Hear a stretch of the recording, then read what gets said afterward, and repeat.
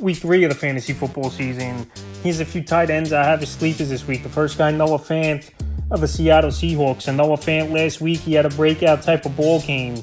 After week 1, he had the goose egg. Week 2 with Detroit, 4 catches, 56 yards on 4 targets. And this week here, a good matchup versus Carolina Panthers, where I think their defense really isn't that good. Noah Fant, we know he's had some pop games throughout his career, even though he's a 4th or 5th option on this offense with DK Metcalf, Tyler Lockett, Smith-Njigba. But right now, I think Fant in this one could work the middle of the field.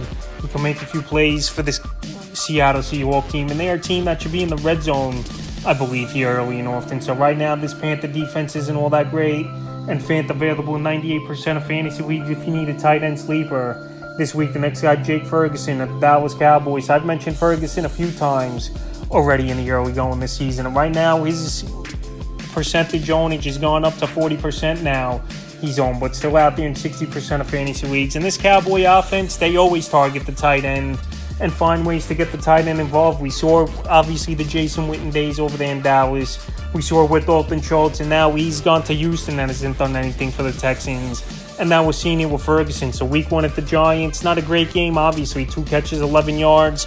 But the key thing, 7 targets. And then week 2 versus the Jets, 3 catches, 11 yards. And he found the end zone on the first drive of that ball game.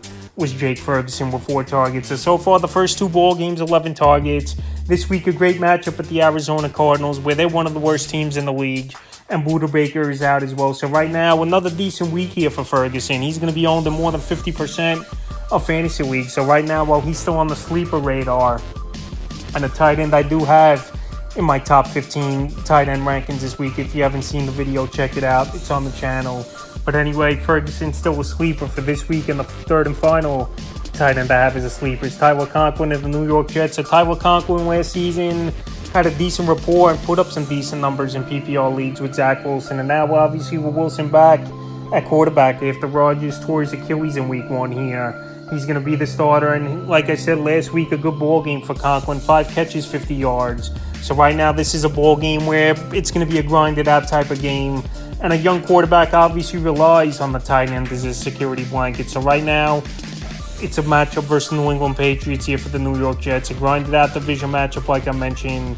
And Conklin and Wilson last season, they were on the same page. And there were some ball games where Conklin did score double digits. So this week here, I think he could put in another decent ball game. You know, Bill Belichick's going to try to take Garrett Wilson out of the game plan and have Zach Wilson try to hit other players on this offense. So right now, while he's available 97% of fantasy leagues, and you want to toss up sleeper option, he is this week. So that's a few tight ends I have as sleepers for week 3 of the fantasy football season.